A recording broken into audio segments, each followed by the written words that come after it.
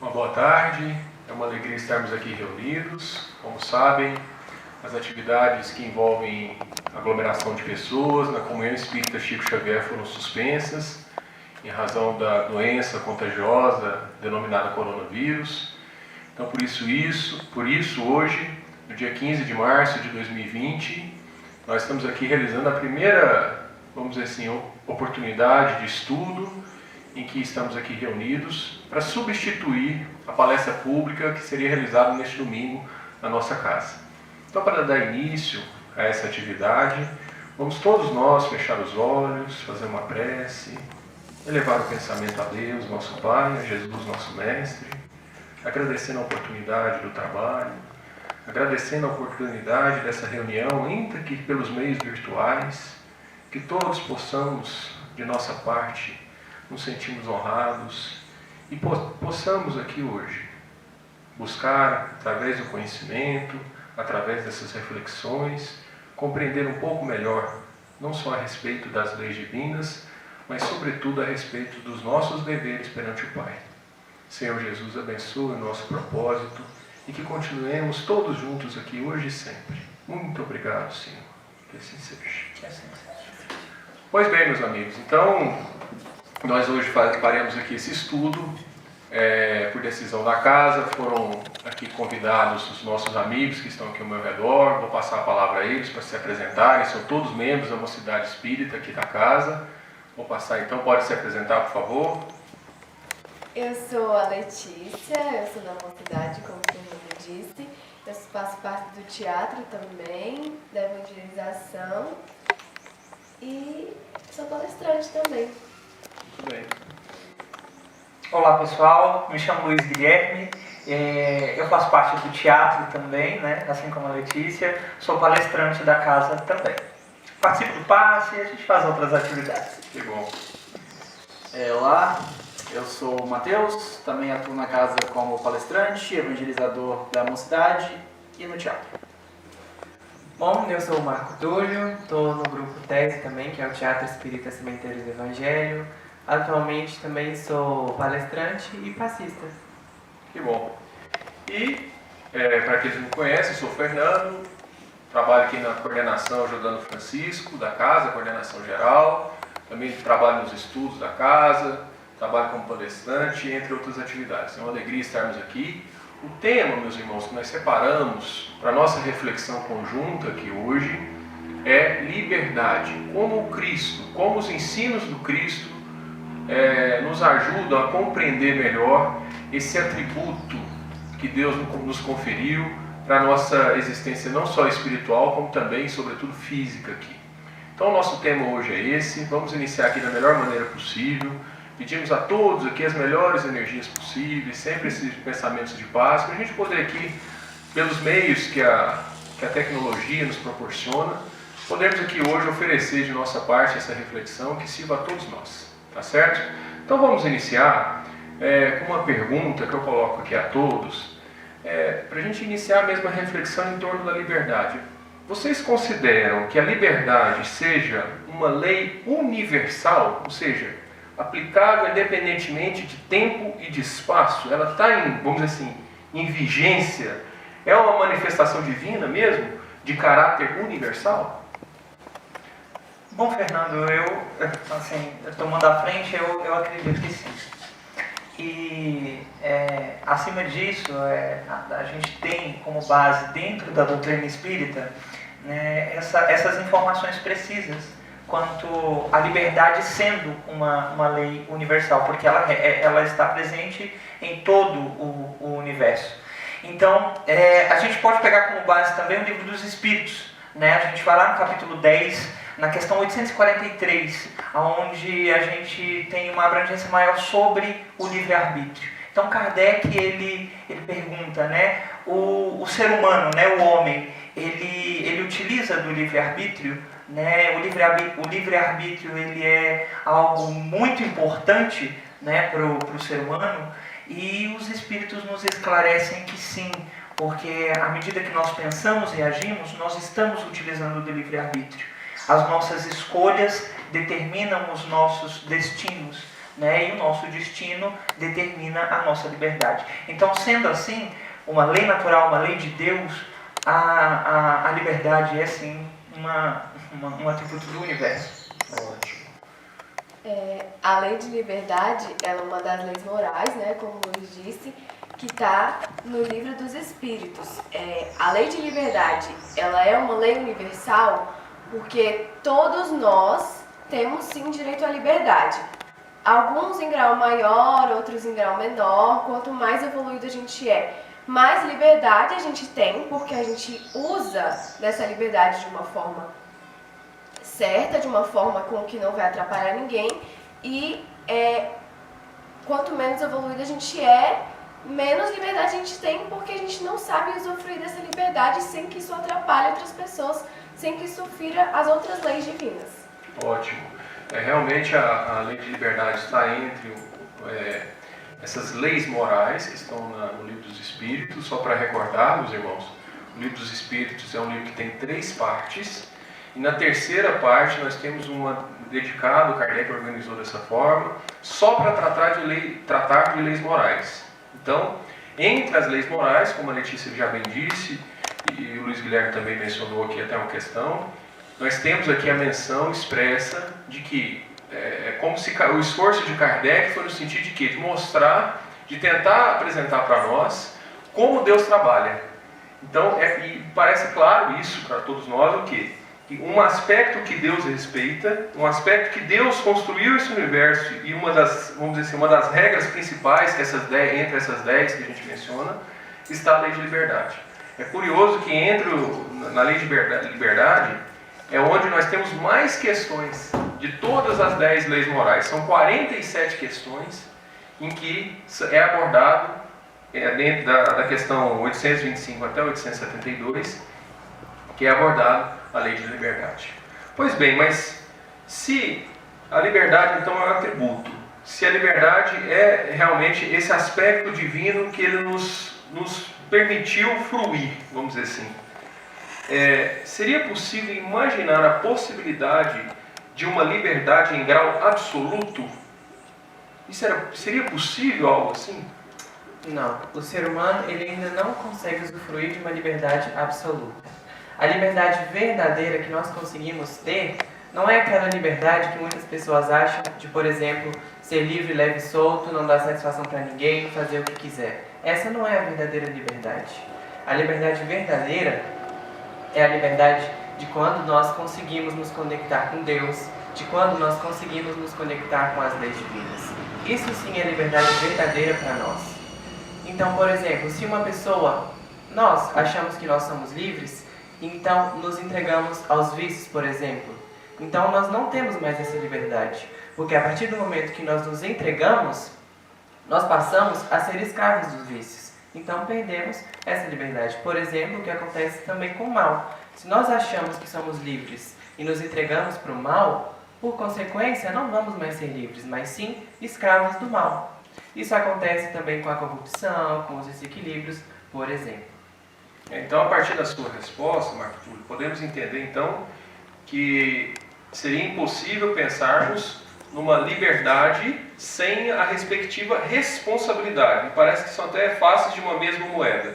Do mesmo jeito que temos liberdade, temos consequentemente, a partir das escolhas que temos, as consequências dessa ação. Exatamente. A liberdade que nós temos é uma liberdade, um limiar de ação que ainda é restrito, ainda é limitado. A nossa liberdade é uma liberdade limitada, porque quem tem realmente a liberdade absoluta é Deus, que está acima de nós.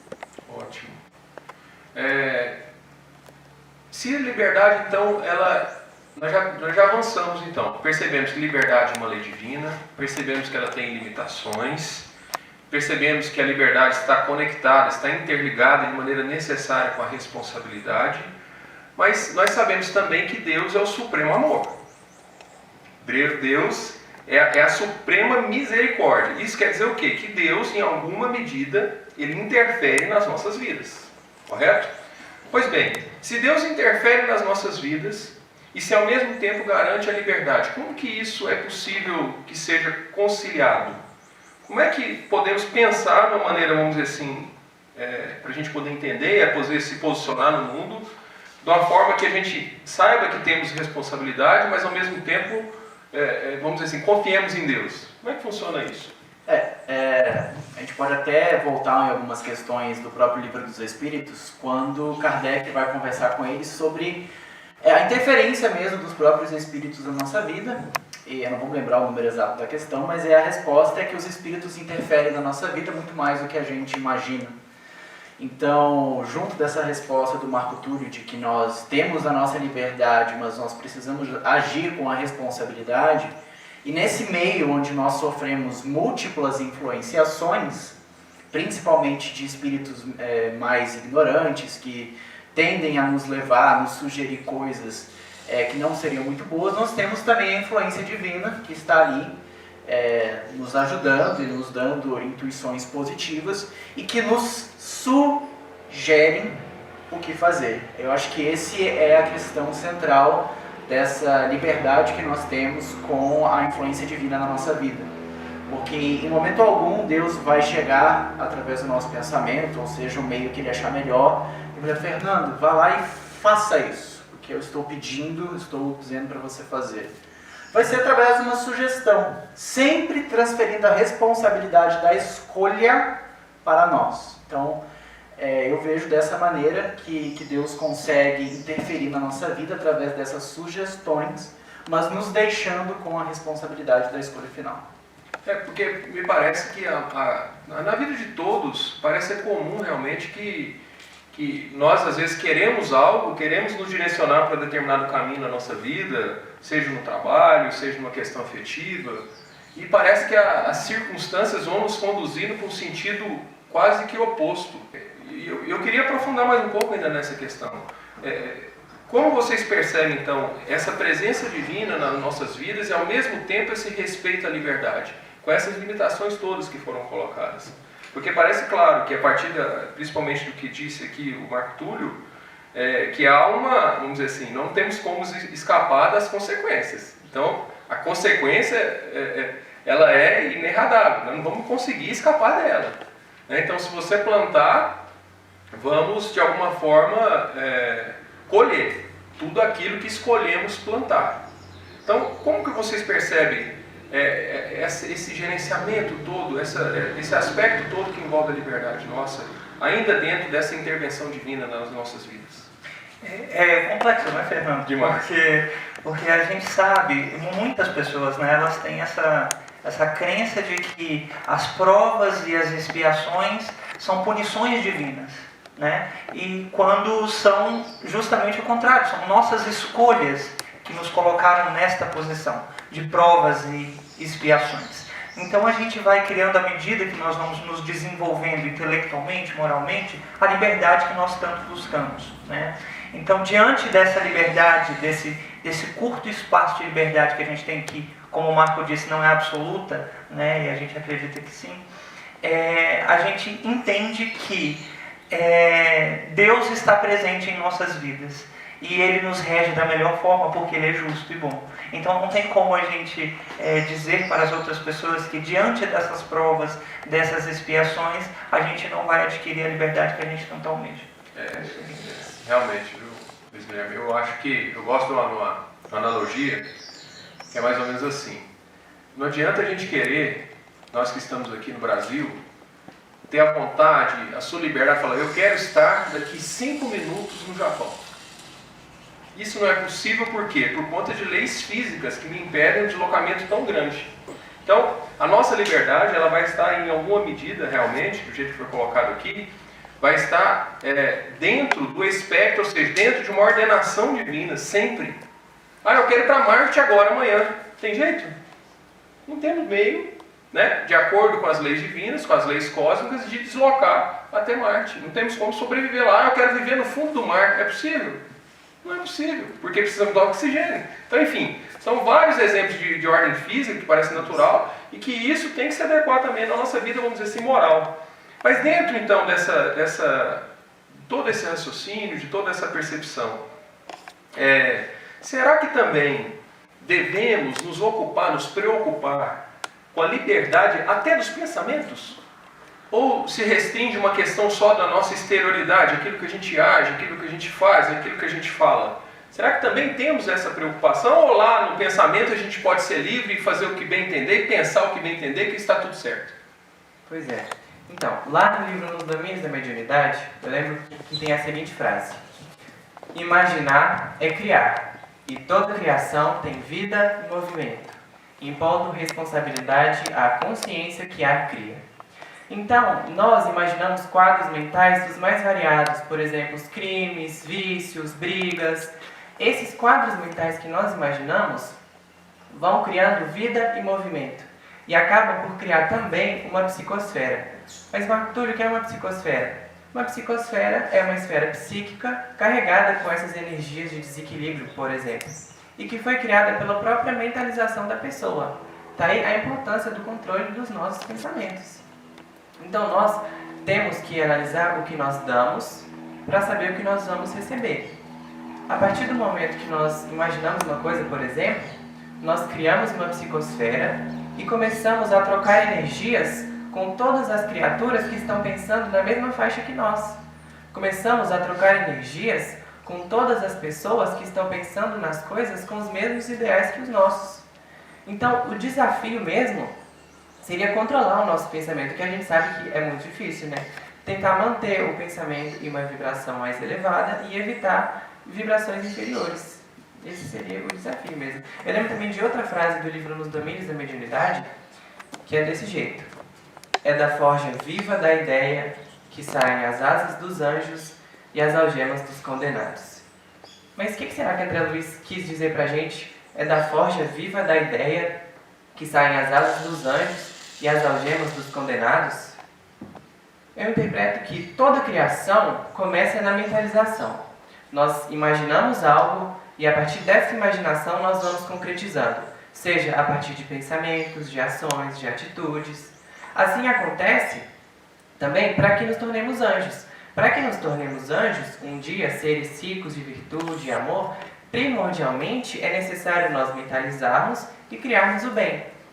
O que também é válido para os desequilíbrios, por exemplo, que antes de tudo precisam ser alimentados e criados por nós mesmos, pela nossa própria imaginação. Então, o nosso pensamento, ele é mais importante do que a gente pode imaginar quando a gente pensa nessas conexões, né? É verdade. Parece então dessa sua reflexão, Marco Túlio, que nós temos realmente, aqui está no Livro dos Espíritos também essa informação, nós temos uma maior liberdade de pensamento. Ora, se nós temos maior liberdade, significa o quê? Nós temos também mais responsabilidade.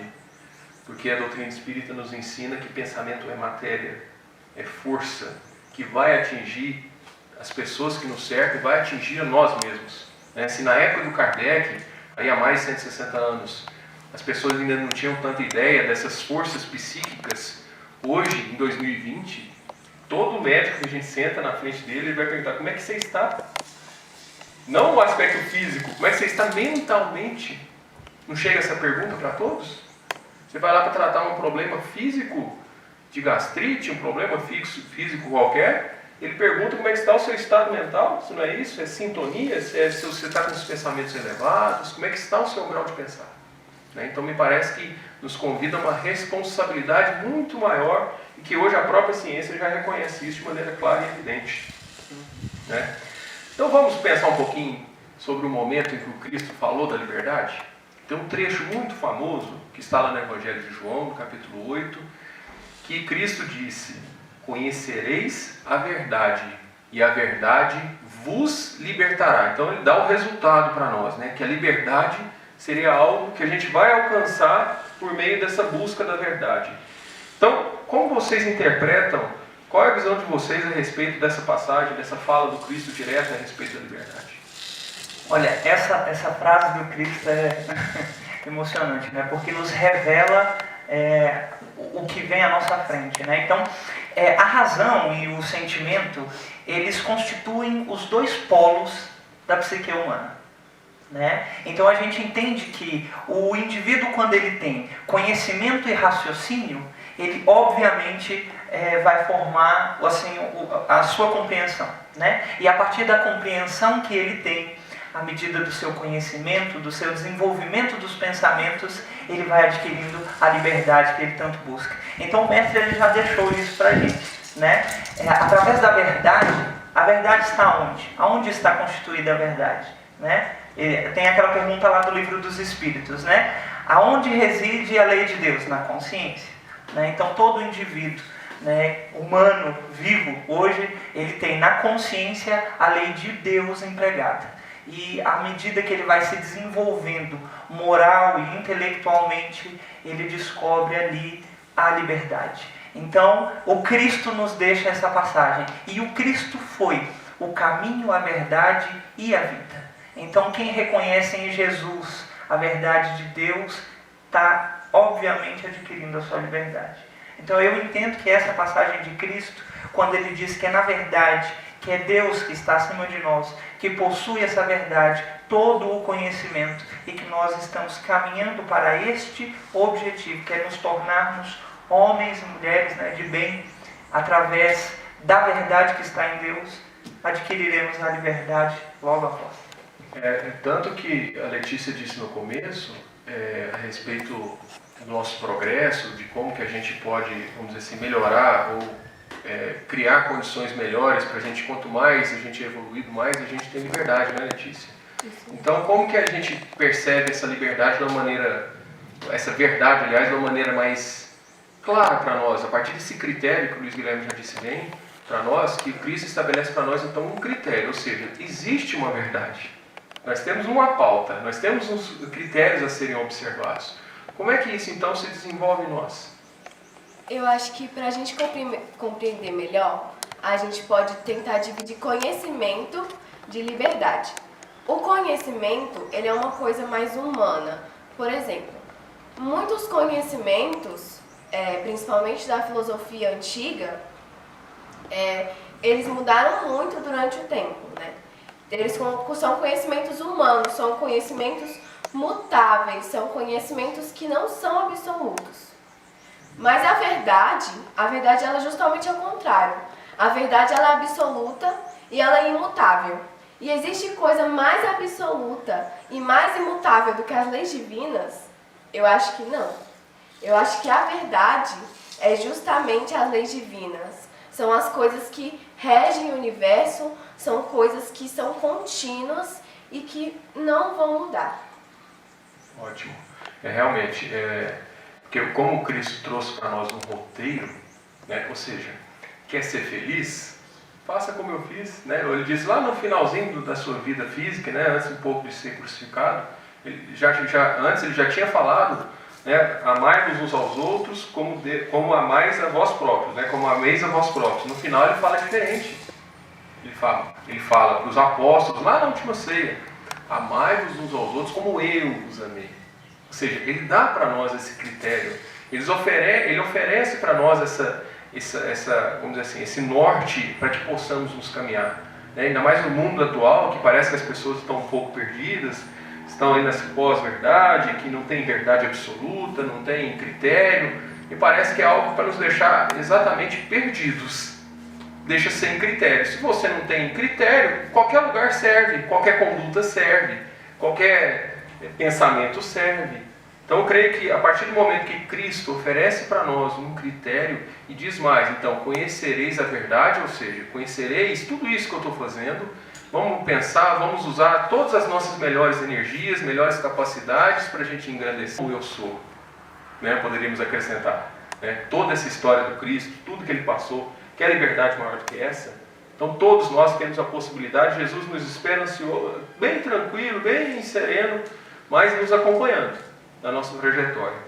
Isso. E eu acho importante também falar que não tem como a gente dissociar uma coisa, dissociar responsabilidade de liberdade. Eu lembro de um ditado jurídico que diz assim, não importa o quão alto você suba, a lei sempre estará acima de você. Assim é Deus, que sempre estará acima das nossas escolhas, guiando a nossa reencarnação, o nosso destino e nos oferecendo o bem. Tem uma historinha que é a seguinte, um motorista estava em alta velocidade e ele ultrapassa o sinal vermelho. Então os guardas do trânsito vão lá, param ele depois do semáforo e perguntam, mas Senhor, por que você ultrapassou o sinal vermelho? Você não viu o sinal? Então o motorista responde, não, o sinal eu não vi foram vocês. Assim é a lei de Deus, que está na nossa consciência, que está lá analisando os nossos atos, os nossos pensamentos, as nossas ações, as nossas atitudes. Deus, que é infinito amor, ele nos proporciona a escolha por meio do livre-arbítrio, mas também nos submete à lei da ação e da reação, né? Então, toma muito cuidado com isso, porque liberdade, não tem como eu ser livre se eu não for responsável. Muito bem. Agora vamos complicar um pouquinho, né? Está na hora de, se a questão já estava, vamos dizer assim, complexa, vocês acham possível que, diante de tantas pessoas, às vezes vocacionadas a prejudicar as outras pessoas, tantas pessoas, às vezes, que parecem realmente arraigadas ao mal, que seja possível que alguém seja fatalmente arrastado ao mal? Imagina aquela pessoa que foi criada num ambiente absolutamente adverso, onde ele foi ensinado de que o errado é certo. A melhor forma de você resolver seus problemas é na violência, por exemplo. Ou seja, um conjunto de lições que ela tem ao longo da vida, que parece que os critérios para ela não ficaram muito claros. E em determinadas trajetórias de vida, a gente percebe que dá uma impressão, e é a dúvida, de que ela não teve escolha, a não ser conduzir a sua vida posteriormente pelas veredas do mal. Vocês acham isso realmente possível? Com certeza não. Deus, do jeito que a gente conhece, bom e justo, como que ele ia destinar alguém ao mal?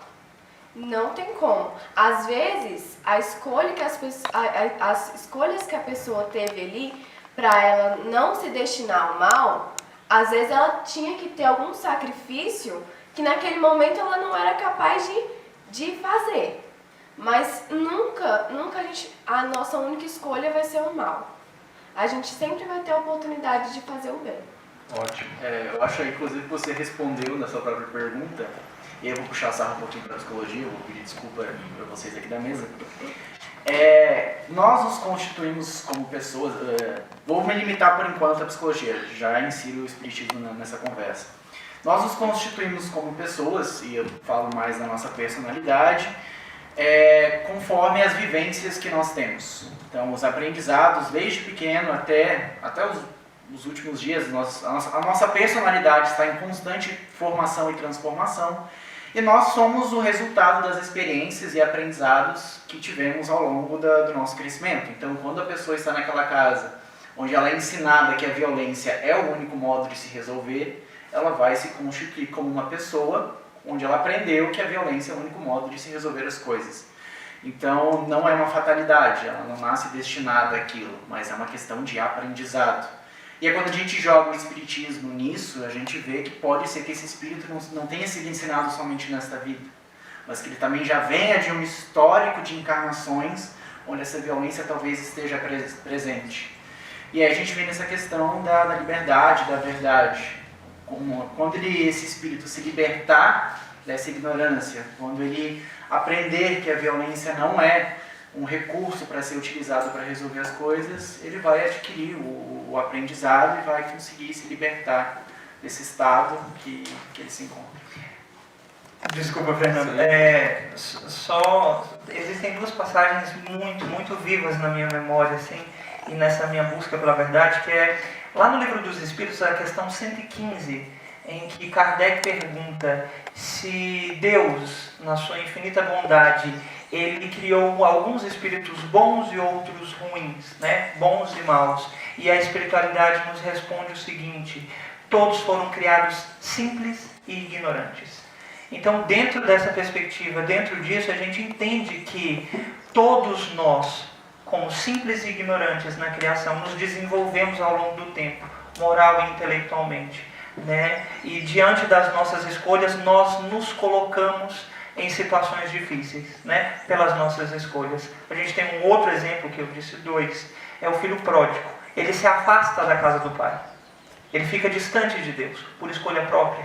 Não por maldade, mas por ignorância. Ele ignorava tudo aquilo que ele tinha dentro de casa e se afasta da casa do Pai. Assim somos nós. Nós nos afastamos da casa do Pai à medida que vamos nos desenvolvendo. E quando chegamos lá, distantes da casa do Pai, queremos voltar. E quando a gente tem essa concepção, quero voltar, preciso da casa do Pai A agora. gente encontra essa verdade, né? Justo. E a gente quer voltar. E quando volta, tá tudo certo. Deus nos perdoa. Deus nos ama da mesma forma. Então Deus ama, na mesma medida, aquele que está distante dele próprio e aquele que está mais próximo dele também. Então, um amor é infinito. Me parece que o comportamento humano vem estabelecer quase que uma relação direta naquela pessoa que fala que não teve a liberdade, fala que a culpa foi da sociedade, a culpa foi do pai que não tratou bem, a culpa está sempre fora de nós. Enquanto a gente não assumir a responsabilidade pela nossa conduta, eu creio que fica muito difícil para a pessoa se reerguer. Se veja, lembrando o filho pródigo, há uma palavra ali, uma expressão muito forte que está ali meio perdida no meio. Antes dele tomar a decisão, ele caiu em si. Ou seja, né? Ele se reconheceu, ele assumiu a responsabilidade. Errei, estou errado. Agora eu percebi tudo. Agora eu consegui ver ao alcance de todas as minhas condutas. E está na hora de eu começar também, por decisão minha, a recapitular minha história. Me parece que eu acho que é uma prova muito grande até da humildade de Deus, de permitir que nós todos sejamos atores principais da nossa própria redenção. Né? Pois é, mas ainda nessa questão do mal, vamos fazer mais um desdobramento aqui.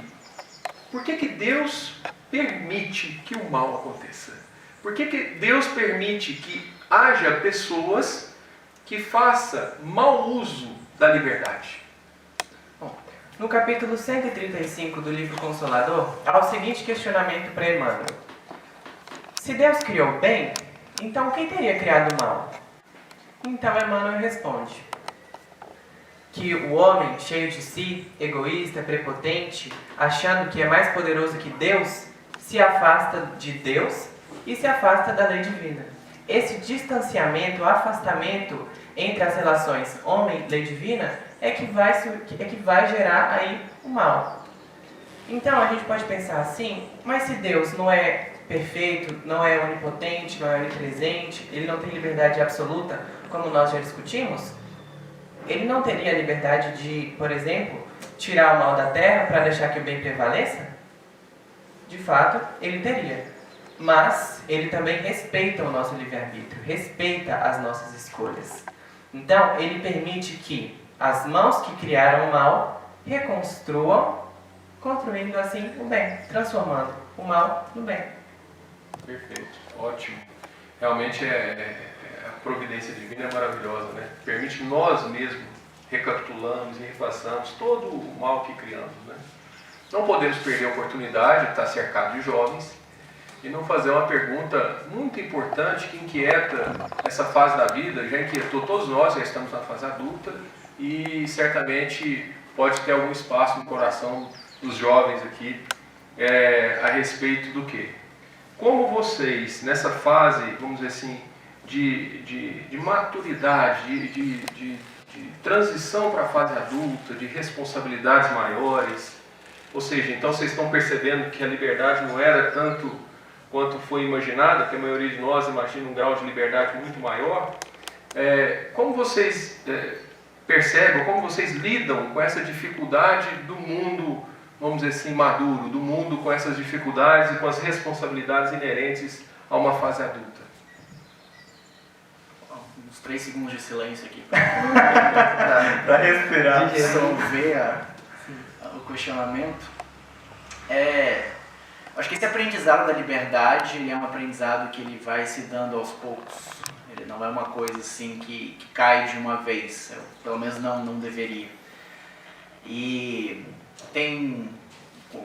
conforme a gente também vai crescendo, a gente consegue entender melhor essas noções, e muitas conversas que eu escuto, até dos meus familiares que têm filhos menores, filhos que estão na idade mais infantil, ali, começando nos 12, 13 também, eu vejo eles falando, não, ele está muito novo para isso ainda, não, quando ele tiver tantos anos eu deixo ele fazer tal coisa, Então eu acho que acaba sendo uma coisa progressiva. E aí quando a gente chega nessa idade, vamos colocar aí dos 18, né, que é a idade legal da maioridade, a gente cai um pouco em si, de como as coisas funcionam. Tem a pergunta que todo jovem que tem mais de 18 gosta de fazer para o jovem que faz 18. Agora você pode ser preso, hein? Toma cuidado com o que você faz, que agora você não escapa mais. E eu acho que é uma transição um pouco complicada de você perceber que você agora é o responsável pelas coisas que vão te acontecer e que você tem que ter cuidado justamente com essa liberdade que você tem do agir, porque as consequências vão recair diretamente sobre você agora. Tem um vídeo fantástico na internet de um cara que começou a morar sozinho e aí ele chama um técnico para vir consertar alguns problemas na casa dele. E aí ele leva esse técnico na cozinha, tá lá a pia com louça e ele aponta, a pia tá estragada, ela não tá lavando a louça. Porque quando eu morava com os meus pais, eu botava o prato, 2 minutos depois o prato já estava guardado, eu podia usar de novo. Aí levou pro quarto o meu guarda-roupa. Cadê minhas roupas? Eu botei a roupa aqui, eu usei, botei lá na lavanderia, a roupa não voltou para cá. Um dos exemplos dessas responsabilidades que nós temos que ter. Então, eu estou nessa fase de começar a morar sozinho agora, já sei mais ou menos como é que é, o Luísa já está há algum tempo. Vocês dois ainda tem um tempinho para chegar nessa fase, mas eu acho que é uma coisa que, se for vindo aos poucos, com discernimento, com maturidade, eu acho que a gente consegue levar numa boa. Que bom. Bom, gente, creio que então esperamos que todos tenham realmente apreciado. Lógico que é um tema muito complexo, a liberdade envolve reflexões que procuramos trazer aqui à luz da doutrina espírita, que nós sabemos que tem repercussões filosóficas e religiosas. A nossa ideia foi trazer um pouco desse conteúdo, recordar a todos que isso está longamente explanado no Livro dos Espíritos, no livro 3º, capítulo 10, a partir da questão 825 do Livro dos Espíritos. Então essa reflexão aqui serve para início, né, de uma meditação, de uma análise, de um pensamento, de como a compreensão mais profunda a respeito das leis divinas pode realmente transformar a sua vida, pode realmente fazer com que você assuma a responsabilidade pelos atos, sem atribuir a ninguém, sem atribuir a nada externo a nós as dificuldades, os obstáculos que tenhamos. Então eu creio que, espero que todos tenham gostado, agradeço muito aqui a presença de todos, esperamos poder continuar com essas reflexões aqui ao longo desse período que nós temos essa restrição com as reuniões públicas. Muito obrigado a todos, que Jesus nos abençoe a todos. Uma boa tarde. Assim seja.